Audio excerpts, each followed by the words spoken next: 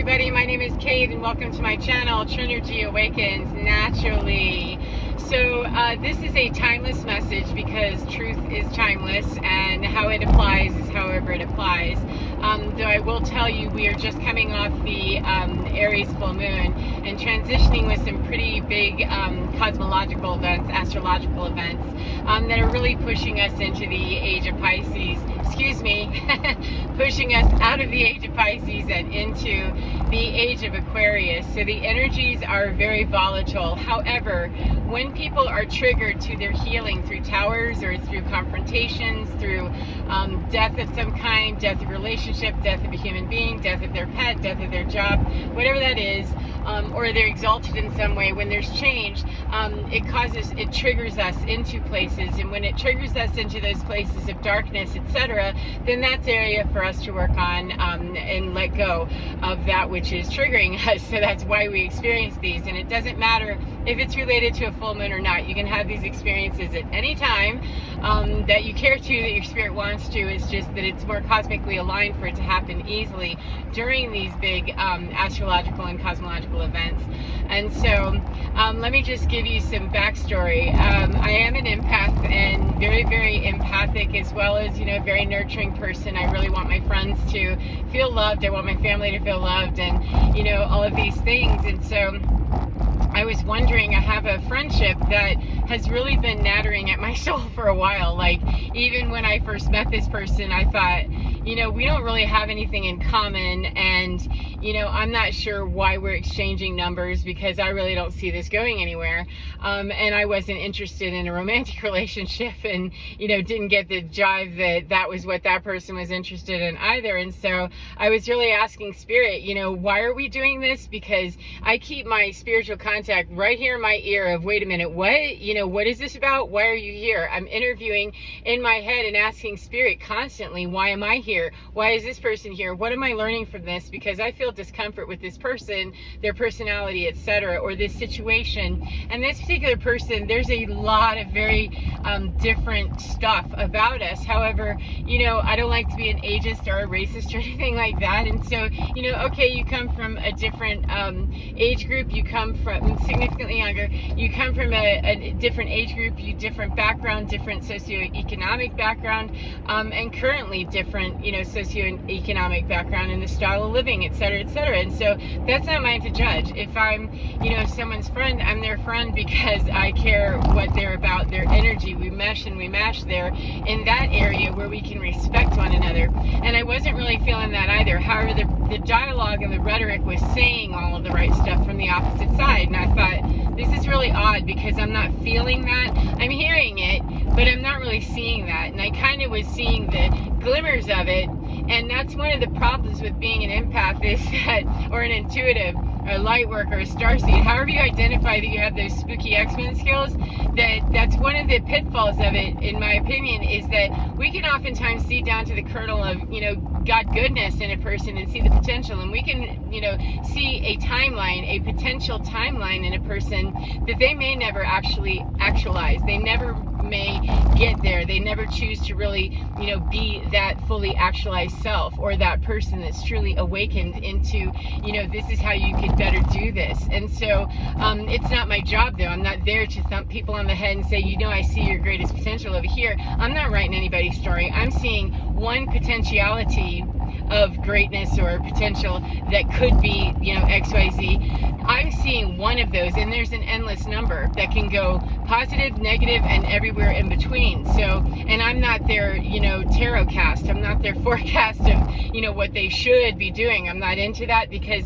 nobody else is going to be determining my life or writing my life for me anymore, because that didn't work for me. And so I know from firsthand experience that allowing other people to define me, tell me what I'm about, and not see my potential, or see my potential as being something that would be nothing more than, you know, toilet pickings, then you know, I'm not going to let anybody else come into my world and do that to them as well. Sorry, got kind of distracted. So anyway, my point though is that I could see the glimmers and I could see this kid, you know, and I thought, well, okay, maybe I'm supposed to, you know, be mentoring him somehow about how to be a grown-up a little bit more responsibly, because some of this stuff just sounds like, you know, young adult ain't got it together kind of thing, and he comes from a rough background. So, you know, I'm like, let me play this out. Okay, and I kept praying. I kept, you know, hello there, team. Hello, hello. Is this mic on? Is this mic on? Do you hear me? This is ruffling my feathers because there's disrespect here. There's a lack of integrity in some areas that they're not affecting me. However, I don't like to hang out with people that do things that lack integrity, because that aligns me with that level of thinking, and it means that I'm okay somewhere inside of me condoning that somehow, or aligning with it even briefly, to not put my foot up in it and say absolutely not. Well, you know, at what point do I do that before I'm trying to run somebody else's life? At those points in my consciousness, that's when I dip out and I just, you know, excuse myself, or another person, the other person will excuse themselves, because it's become very incompatible. And I kept, you know, feeling this increasing need to say, this really is not working for me, I ain't digging it. And there was a lot of transactional type of experiences where I was getting phone calls asking for help. Can you do this? Can you do that? And I thought, does this person think that I'm a mother to him? That, you know, what is this? Because I don't ask him for anything. I don't ask anybody for anything at all. You know, if I can't do it myself, I either pay somebody, you know, to help me with it, or I don't do whatever that is. And so, you know, and my needs are not terribly extravagant, but I don't ask people, you know, for extravagant things. Can you give me a place to flop out for a few days? Can you give me a ride, you know, to an hour and a half away from you, you know, at 4 o'clock in the morning? What? You know, all these things. And I'm thinking, what am I doing? Hello, is this mic on? Do you hear me? Do you hear this? You know, what am I doing here? Because this is really not cool. And when I realized that my team was letting me figure out, you know, we can't give you the answers, Kate. You got to get this one, like, live this, breathe this, and be in touch with this, that you're very empathic and you can see this stuff, and you're hearing a lot of different timeline stuff come together that was actually crystallizing, kernelizing, and flaming a lot of old behaviors and timeline garbage, karmic stuff from my own life through this person. So he was bringing up in me, every time it brought something up in me, it gave me an opportunity to clear energy that was no longer serving me. But it didn't take away his next layer. He's going to have layers long beyond what I want to play with, you know, and what I need to clear with him. We reached that point. I mean, I knew it instantly and went, oh, okay, this is what we were waiting for. It's just that my team can't just give me the answer. They can't give me the snapshot and say, you intuitive, clairvoyant wizard, you, let's give you a snapshot of what this is going to look like in 6 or 9 months. You know, it wouldn't have made sense. It would not have made sense until we took every step to get here, to move with integrity, because I never treated this kid with malice or anything. I just kept pushing him back, giving him the soft boundaries, and then, you know, had a very straightforward, look, I'm not digging this, and I don't appreciate you asking me for stuff. This is extremely transactional. I don't ask you for things, but you ask for me things from me routinely that I keep telling you, no, you know, what aren't you getting about this? Our relationship is not, you know, one of respect. You know, lie to me, and, you know, you think that I don't know, and I do. It's just, I have not said that to you because I didn't want to embarrass you. I was trying to give you the, you know, excuse me, the soft boundaries, and you're not picking them up. You know, please back up and hear me. Well, that was a couple of weeks ago, and I was thinking, cool, you know, I've cut the cord. And the thing is that when we have these energetic alignments, when we have these portals, when we have these big energy surges and stuff, people that are struggling to find themselves and struggling to find their narcissistic supply or whatever that is that they're doing, I don't care what people label it. I could care less. It makes no difference to me what it's labeled. I just know it how it feels. If it's a feeding of some kind, no. If it's parasitic of some kind, no thank you, I'm not interested. There's another way to learn, and it isn't to suck off the lifeblood of another person for any reason at any time. Getting help from someone means that I'm helping myself to the max capacity that I can, and then I ask for assistance beyond that.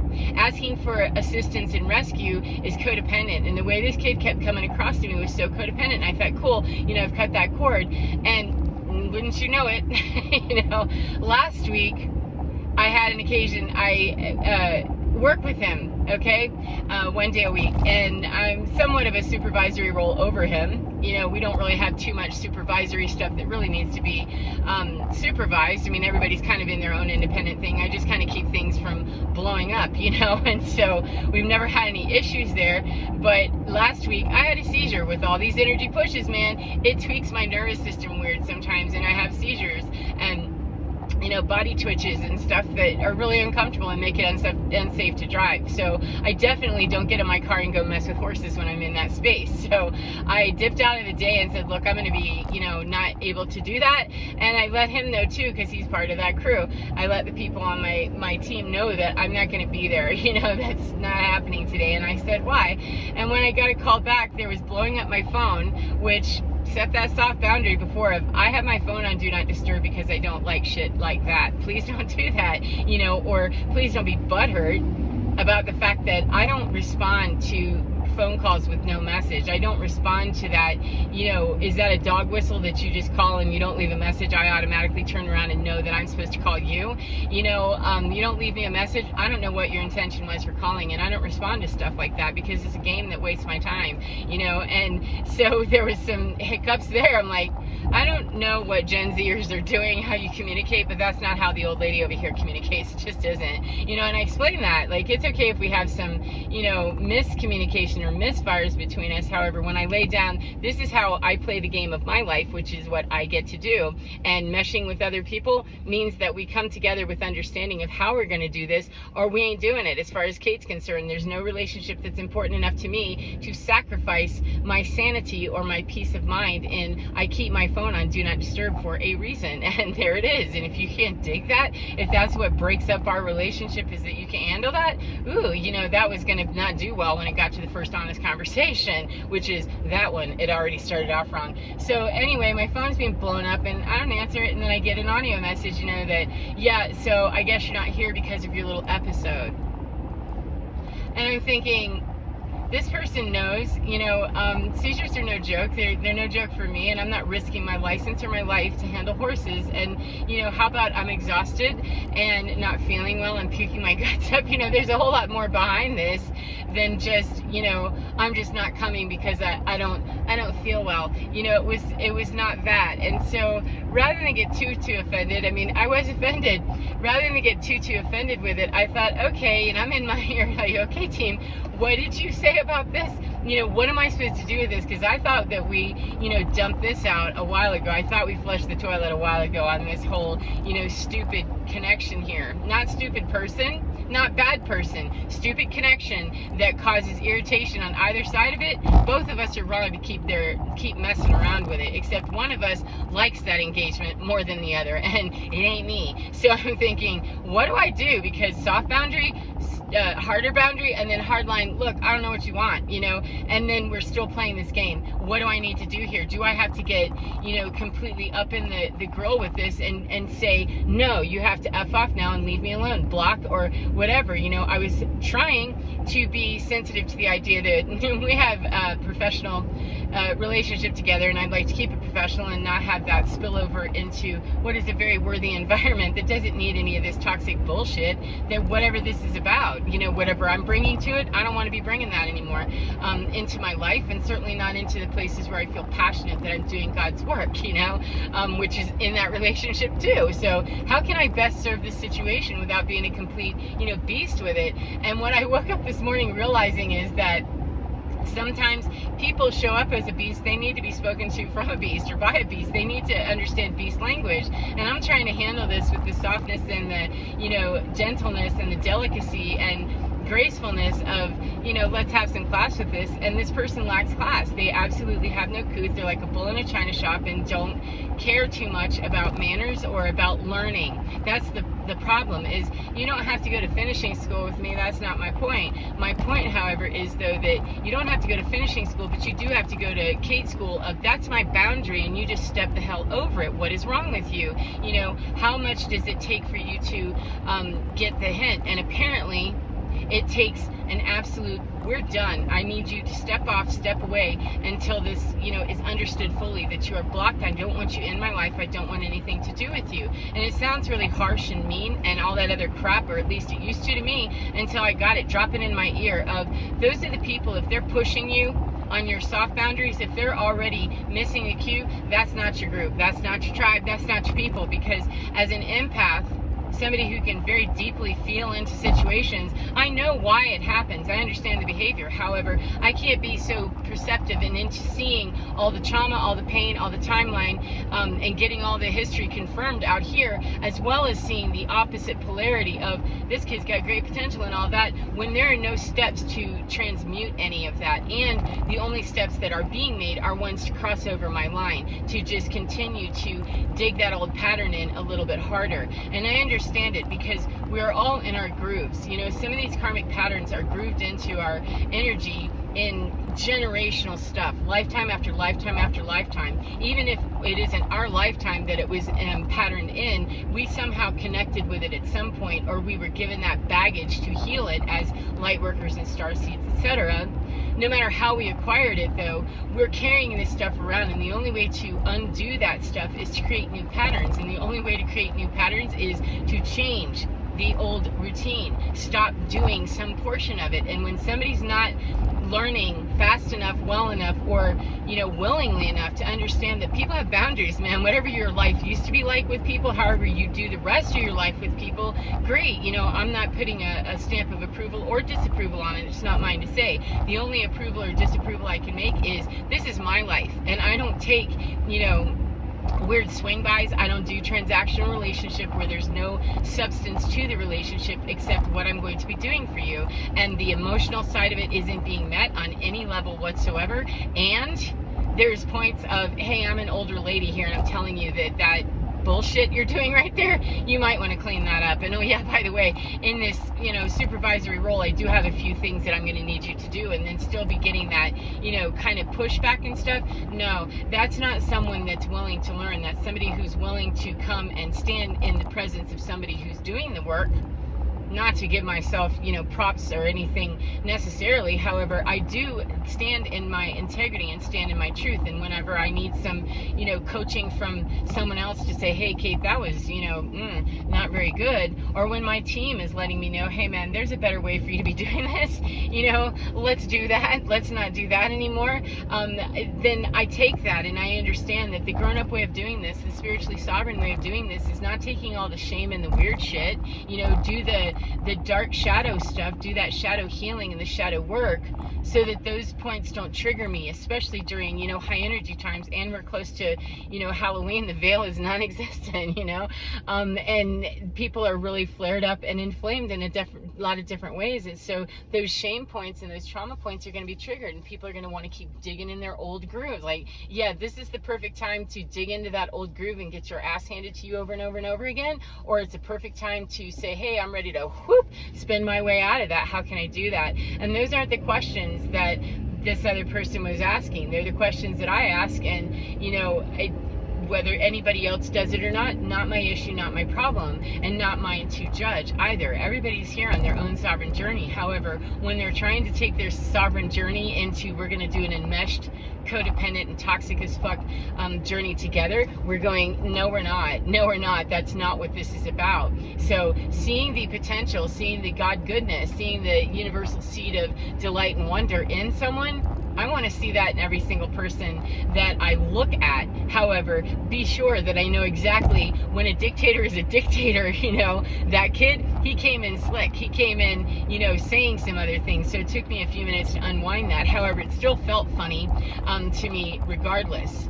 So the point is not how somebody looks, how they talk, or even that, sparkle of delight in their eyes. It's not about that. It's about how are they stepping out? How are they using that spark? If they're using that spark to be out there, publicly being dictatorial in mass form, you know, and taking lots of people with them, then that's not my person. If they're doing dictatorial stuff, or they're doing manipulative stuff, or bullying stuff, even, you know, on a one-on-one, that's still behavior that doesn't matter if it's in the macro or the micro, it's still out of balance, and it's not going to yield anything except a tower at some point, for me anyway. So I don't play with it long, but I was quite amused and upset. I mean, all kinds of different things of why can I not kick this kid without being, you know, absolutely just mean about it. Apparently, you know, am I gonna have to get, you know, really rangy? And I'm not talking about slapping him or anything. It's just that I don't like having to tell someone, you know, no, we are done. I don't want anything to do with you, because I know that that comes across very harsh and mean and all that other stuff.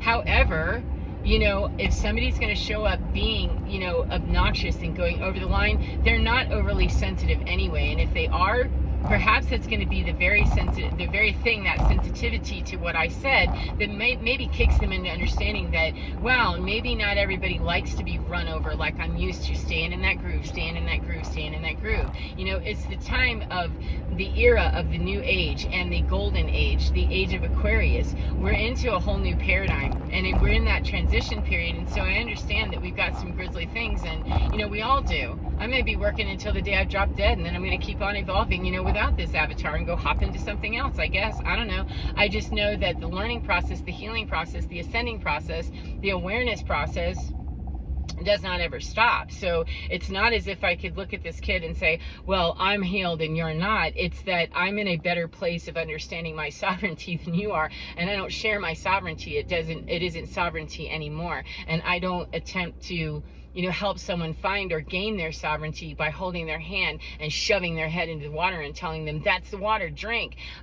Nor do I share, you know, my information with them about how you can reach this, you know, better place with yourself. Here's some suggestions, you know, take it or leave it. However, being disrespectful about my life or what I'm doing or how I'm taking care of me, or somehow joking. And I take this very seriously, you know, my spiritual journey. I'm super serious about that, because it's nearly cost my life on a number of times to not take it seriously. So letting people slick in with, you know, sweet smiles and charm and, you know, little dazzle in their eyes, and, you know, some basically just a whole lot of fluffy bullshit around those dazzling eyes, it's useless to go down those roads where dazzling eyes are not met with dazzling feet. So I'm on my way to see the horses. I'm so delighted. We have a new one apparently that I haven't met yet, and Equus is a huge part of my life. Cats and horses, dogs too, all in different elements of how they help me heal, how they help me understand, and how we interface. But being able to work with, you know, a large gamut of horses on the regular is really amazing work. They are amazingly intelligent animals. So I imagine that when I go in today with what's on my mind here that I've been talking about, that there's going to be, there's of course a way for me to sever these ties, that apparently this person wants it to be out here. It's not going to be, you know, I like to let people bow out, dip out, walk themselves out that door when I do, you know, stuff energetically and speak to their higher self and say, look, you know, if you want this to be a public display, we can make it one. You know, if you want this to be something that's out here that's going to really punch that ego and cause a, you know, possible narcissistic injury, we can do it that way. However, you know, that's not my preference. I'd prefer not to go into an MMA with this. Can we make this a little more refined, a little more cultured, and act like we have some manners? And when I get the no, okay. Then so today, horses, beautiful way for me to come into a better understanding of how that's going to unfold itself exactly. However, today is the day that, nope, this shit stops, because at some point, my own spiritual sovereignty, no matter what kind of team I have going in my head, which, you know, in my ear constantly, doesn't matter. I'm still the one with the dazzling eyes and the dazzling feet that need to be in alignment too, to get my assignment done, and to not be diddling around waiting past when I know, okay, punch out point, you know, I thought we'd done that already. Man, not really. We punched out of one and hopped into another and need to punch out of that one too. So sometimes there's several layers to have to break through. So breaking through that one, and we'll see how it goes. But anyway, I hope you in 23, 55, and change is all live, and embrace it, man. The only constant thing in the universe is change. So I hope you enjoy your day no matter what part of the day you're in, and please get within your skin, because your divine is absolutely fine. Your divine is what can help you find where to stand, how to stand, where to be, what to see, what to say, what to do, etc., so that you can go forward, avoiding the pitfalls of having looping stupid conversations with people that are really not interested in doing anything except staying in the comfort of their, you know, ridiculous behavior that is uncomfortable for them. They know it's uncomfortable. However, the comfortable discomfort is better than change for a lot of people, because they're just absolutely too terrified to get into that emotional bag too deep to figure out why they want to stay there and be semi-miserable. So anyway, take care of yourself, as I said, and get within your skin, because you're divine. Oh my goodness. Twinkle, dazzle eyes, and dazzle feet, and you are fine. Take care, and I'll see you again next time. Mwah. Bye, friends.